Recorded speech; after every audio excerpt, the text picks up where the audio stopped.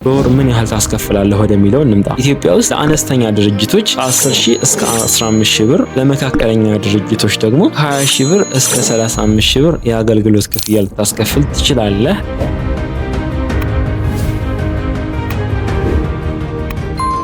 ከፌስቡክ ገንዘብ የምትሰሩበት ሁለተኛው መንገድ ሜታ አርትስ ኤጀንሲ፣ የማህበራዊ ሚዲያ ማስታወቂያ ኤጀንሲ። ኢትዮጵያ ውስጥ በአሁን ሰዓት በሺዎች የሚቆጠሩ አነስተኛና መካከለኛ ድርጅቶች አሉ። ቡቲኮች፣ ካፌዎች፣ የግል ክሊኒኮች፣ ትምህርት ቤቶችና ሌሎችም እዚህ ጋር ያልጠቀስኳቸው። እነዚህ ሁሉ ድርጅቶች አንድ የጋራ የሆነ ፍላጎት አላቸው። እሱም ከስተመር ደንበኛ ማግኘት ነው። ነገር ግን 95% የሚሆኑ ድርጅቶች የፌስቡክን ማስታወቂያን እንዴት በአግባቡ መስራት እንደሚችሉ ጭራሽ ነው የማያውቁት። ብዙዎቻችሁ ፌስቡክ ተጠቃሚዎችም አታውቁም። ብዙዎቹ ፌስቡክ ላይ ገጽ ከፍተው የራሳቸውን ፎቶ፣ የድርጅታቸውን ፎቶ፣ የአገልግሎታቸውን ፎቶ ዝም ብለው ፖስት ያደርጋሉ። ነገር ግን ግፋቢል 3 እና 4 ላይክ ነው የሚያገኙት። ግፋቢል 10 ላይክ ነው የሚያገኙት። የሚመለከታቸው ሰው ራሱ ከ200 እና ከ300 ሰው አይበልጥም። ግን ፌስቡክ ላይ ያለው ኮሚኒቲ በብዙ ሚሊዮን የሚቆጠር ነው። ይህንን ትልቅ ክፍተት በመጠቀም አንተ ለነዚህ ድርጅቶች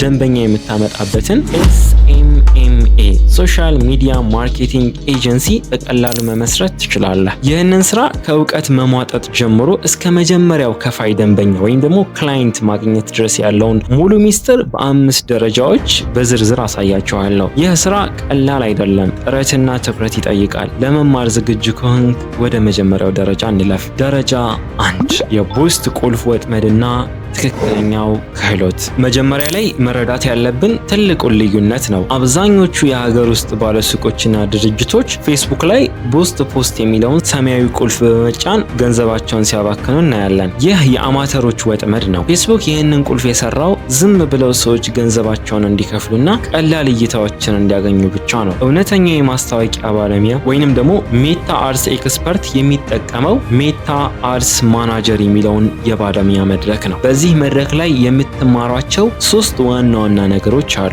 አንደኛው ታርጌቲንግ ነው። ማስታወቂያ ለሁሉም ሰው እንዲታይ አታደርግም። ለምሳሌ ድርጅቱ የሴቶች የሰርግ ልብስ የሚሸጥ ከሆነ ማስታወቂያው እንዲታይ የምታደርገው አዲስ አበባ ውስጥ ለሚኖሩ፣ አንተ የምትኖርበት ከተማ ውስጥ፣ እዛ ከተማ ውስጥ የሚኖሩ እድሜያቸው ከ22 እስከ 25 ለሆኑና በቅርቡ ኢንጌጅድ ወይም ደግሞ እጮኛሞች ለሆኑ ሴቶች ብቻ ነው። በዚህ ጊዜ ማስታወቂያው በቀጥታ ለሚገዙ ሰዎች ብቻ ስለሚታይ የድርጅቱ ገንዘብ አይባከንም ማለት ነው። ሁለተኛው ደግሞ ኮፒራይቲንግ ኦር ሴልስ ራይቲንግ ነው። ተመልካቹ ፌስቡክ ላይ እያለፈ ቆም ብሎ እንዲያነብ የሚያደርግ አጓጊ ጽሑፍ መጻፍ መቻል ነው። ያው ዝም ብለን ታርጌቱ ላይ ብቻ ትኩረት አድርገን ማይሆን ፖስት ከፖስተትን ያን ያህል በፈለግነው ልክ ለውጥ ላይ መጣልን ይችላል። ስለዚህ የምንጽፈውም ነገር ከፖስቱ ጋር ያይዘን በጣም ሳቢ መሆን መቻል አለበት። ችግራቸውን አንስተህ መፍትሄውን አሳይተህ ወዲያውኑ እንዲደውሉ ወይም ደግሞ ሜሴጅ እንዲልኩ ማድረግ የሚችል የሆነ ጽሁፍ መሆን አለበት። ሶስተኛው ደግሞ ክሪኤቲቭ ኦር ቪዥዋል ነው። ሰዎችን የሚስቡ ፎቶዎችንና በተለይ የቪዲዮ ማስታወቂያዎችን ማዘጋጀት ነው። ላይክ ፌስቡክ ላይ ቪዲዮ ፖስት ማድረግ ስለሚቻል ይህንን ክህሎት ለመማር ምንም አይነት ክፍያ መክፈል ደግሞ አያስፈልግህም። ዩቲዩብ ላይ ገብተህ ሜታ አርትስ ቱቶሪያል ፎር ቢግነር ወይም ደግሞ ፌስቡክ አድስ ኮርስ 2026 ብለህ ብትፈልግ እጅግ በጣም ጥራት ያላቸውን ነፃ ትምህርቶች ታገኛለህ። በቀን 2 ሰዓት ብቻ በመስጠት በ2 ሳምንት ውስጥ ይህንን ስራ በሚገባ መረዳት ትችላላችሁ። በእርግጥ እኔም ዲቴይል በዚህ ጉዳይ ላይ ቪዲዮ ልሰራላችሁ እችላለሁ፣ ግን ዛሬ ሰርቼላችሁ በዚህ ጉዳይ ላይ ቀጣይ ቪዲዮ እስከሰራ የሆነ ያክል ቀናት ስለሚፈጅ እናንተ ሌላ መንገድ መጠቀም ትችላላችሁ ማለት ነው። ደረጃ 2 ዘ ኮልድ ኦዲት ወይም ደግሞ የመጀመሪያውን ደንበኛ ማግኛ ስልት። አሁን ክህሎቱን በሚገባ ተምርሃል እንበል። ቀጣዩ ትልቁ ጥያቄ የመጀመሪያውን ደንበኛ እንዴት አገኛለሁ? ምንም አይነት የድሮ ስራ ወይም ደግሞ ፖርትፎሊዮ ሳይኖረኝ ድርጅቶች እንዴት አምነው ስራ ይሰጡኛል የሚለው ነው። ይህንን መሰናክል የምናልፍበት ዘ ኮልድ ኦዲት ወይም ደግሞ የነፃ ምርመራ ስልት ይባላል። አሰራሩ እንደዚህ ነው። ለምሳሌ አዲስ አበባ ውስጥ ያሉ የቤት እቃዎች ወይም ደግሞ ፈርኒቸሮችን የሚሸጡ ድርጅቶችን ፌስቡክ ላይ ትፈልጋለህ። የገጻቸውን ስም ዝርዝር ትይዛለህ። ቁጭ ብለህ በጣም ብዙ ታገኛለህ። 50 30 የቻልከውን ያህል ሊስት አውጣና ጻፍ። ከዛ ገጾቻቸውን በጥንቃቄ ትመለከታለህ። ዲቴል በቃ ያን ፔጅ ትበረብረዋለህ። ምን ያክል ፎሎወር አለው፣ በየቀኑ ምን ያህል ፖስት ይፖስታል፣ ምን ያህል ደንበኞች አሉት፣ ምን ያህል ሰዎች ምን አይነት አስተያየት ሰጥተውታል፣ ዲቴይል ትመለከተዋለህ። ይሄ እያንዳንዱን ማለት ነው። አብዛኞቹ ፔጆች ፎቶዎቻቸው ጥራት የሌላቸው፣ ጽሁፋቸው የማይስብና ምንም አይነት ማስታወቂያ የማይጠቀሙ መሆናቸውን ትመለከታለህ። ለምን? አብዛኛው ስለማይጠቀም። በመቀጠል በስልክህ ስክሪን ሪከርድ እያደረግ የ5 ደቂቃ አጭር ቪዲዮ ትቀዳለህ። በዚህ ቪዲዮ ላይ ልትሉት ከምትችሉት ነገር እንደ ሂንትና ምሳሌ ልበላችሁ። ሰላም እገሌ ፈርኒቸሮች፣ ስሜ እገሌ ይባላል። የዲጂታል ማስታወቂያ ባለሙያ ነኝ። የእናንተን የፌስቡክ ገጽ ተመልክቼ በጣም ምርጥ የቤት እቃዎች እንዳሏችሁ ተመልክቻለሁ። ነገር ግን ፔጃችሁ ላይ ደንበኞችን ይበልጥ ለመሳብ ሊስተካከሉ የሚገቡ 3 ነገሮችን ላሳያችሁ እፈልጋለሁ።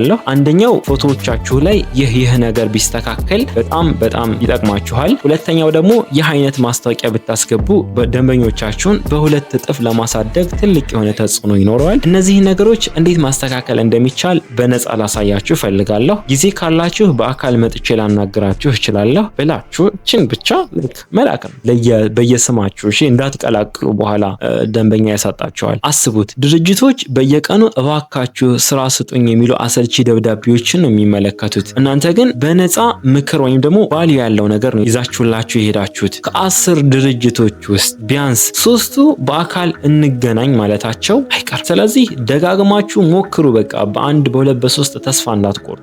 ደረጃ 3 ዘ ኖ ሪስክ ኦፈር የአደጋ ነፃ ስምምነት ይባላል። አክሰፕት አረጋችሁ ኑ እናወራ አላችሁ። ከዛ በኋላ ከባለቤቱ ጋር በአካል ስትገናኙ ትልቁ ስህተት ምን መሰላችሁ? ወዲያውኑ በወር 15 ሺህ ብር ክፈሉኝ ምናምን የምትሏቸው ከሆነ ነው። ገና ስለማያውቁ በጭራሽ ሊከፍሉ አይችሉም። ስለዚህ እኛ የምንጠቀመው ዘ ኖ ሪስክ ኦፈር ወይም ደግሞ ከአደጋ ነፃ የሆነውን የስምምነት ስልት ነው። ለባለቤቱ የምታቀርበው ስምምነት ይህንን ይመስላል። ለምሳሌ እኔ የእናንተን ማስታወቂያዎች ለ7 ቀናት ወይም ደግሞ ለ10 ቀናት ሙሉ በሙሉ በነፃ ማኔጅ ላድርግላችሁ። ለእኔ ምንም አይነት የአገልግሎት ክፍያ አትከፍሉኝም።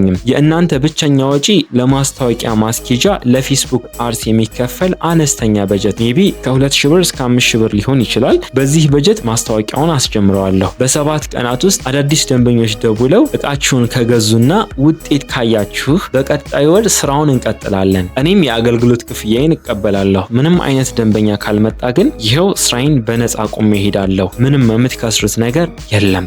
እንደዚህ አይነት ባህሪ ባለው መንገድ ትደራደራላችሁ ማለት ነው። ማንኛውም አስተዋይ የንግድ ሰው ይህንን ስምምነት አልቀበልም ማለት አይችልም። ይቀበላችኋል። ምክንያቱም እነሱ ምንም የሚከስሩት ነገር የለም። ሙሉ ሪስክ ያለው እናንተ ላይ ነው። ነገር ግን አንተ ክህሎትን በሚገባ ስለተማርክ ማስታወቂያ ውጤት እንደሚያመጣ እርግጠኛ ነህ። ስምምነቱን እንደጨረስክ ማስታወቂያውን በጥራት ትሰራለህ። ደንበኞች መደወል ሲጀምሩና ባለሱቁ ሽያጭ ሲያከናውን ያንተን ዋጋ የምትጠይቅበት ጊዜ ይደርሳል። ቫሊዩህ እውቀትህ ተራ እንዳልሆነ ዝም ብለህ የምትለፈልፍ ሰው እንዳልሆንክ የዛ ሰዓት ይገባዋል። ለአንድ ድርጅት ማስታወቂያ ለመስራት በወር ምን ያህል ታስከፍላለህ ወደሚለው እንምጣ። ኢትዮጵያ ውስጥ ለአነስተኛ ድርጅቶች ከ10,000 እስከ 15,000 ብር፣ ለመካከለኛ ድርጅቶች ደግሞ ከ20,000 ብር እስከ 35,000 ብር የአገልግሎት ክፍያ ልታስከፍል ትችላለህ። ግን እንደየከተሞቹ ይለያያል። አዲስ አበባ ላይና ሌላ ክልል ከተማ ላይ ተመሳሳይ የሆነ ነገር ብትጠይቅ በጣም ከባድ ሊሆን ይችላል። እዚህ ጋር መረዳት ያለብህ ነገር የማስታወቂያውን በጀት ለምሳሌ በወር 5,000 ብር የሚሸፍነው ድርጅቱ ራሱ ነው። ማለትም አድስ ላይ የሚከፈለው። አንተ ያ ፖስት በጣም ጥራት ያለው እንዲኖረው ፎቶ ማንሳት፣ ፖስቱን ካዩት በኋላ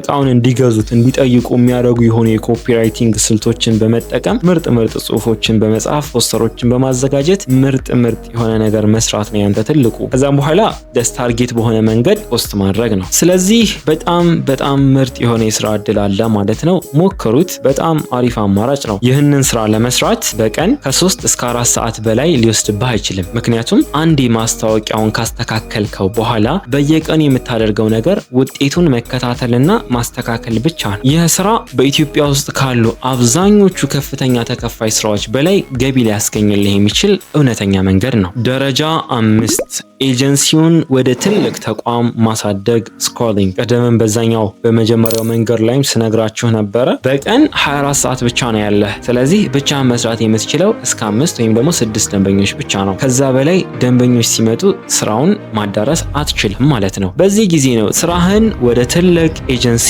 የምታሳድገው። እንዴት ታሳድገዋለህ? የግራፊክስ ዲዛይን እና የቪዲዮ ኤዲተር መቅጠር፣ ማስታወቂያዎቹ የሚጠቀሙባቸው ምስሎችና ቪዲዮዎችን የሚሰሩ ወጣቶችን በኮሚሽን ወይም ደግሞ በትርፍ ሰዓት ትቀጥራለህ። ከዛ በኋላ ማኔጅ የሚያደርግም ሰው መቅጠር ሊያስፈልግ ይችላል። ከደንበኞች ጋር የሚገናኝና ሪፖርት የሚልክልህ ሰው ማለት ነው። ከፍተኛ ዋጋ ያላቸውን ደንበኞች መያዝ። ኤጀንሲ ስትሆን እያደግክ ነው የምትመጣው። በቃ ትልልቅ ደንበኞችን ነው የምትይዘው ማለት ነው። አነስተኛ ሱቆችን ትተዋለህ፣ ወደ ትላልቅ ሪል ስቴቶች፣ ሆቴሎች ወይም ደግሞ አስመጪና ላኪ ወደሆኑ ድርጅቶች ትሸጋገራለህ። እነዚህ ድርጅቶች በወር ከ50 ሺህ ብር በላይ ለአገልግሎት ለመክፈል ምንም አይቸገሩም። በዚህ መንገድ አንተ ከሰሪነት ወደ ባለቤትነት ትሸጋገራለህ። ያንተ ስራ ድርጅቱን መምራትና አዳዲስ ደንበኞችን ማግኘት ብቻ ይሆናል። መጀመሪያ ፐርፌክት መሆን አይጠበቅብህም። በመስራት ውስጥ፣ በመውደቅ ውስጥ፣ በመነሳት ውስጥ ነው ትክክለኛው ትምህርት ያለው።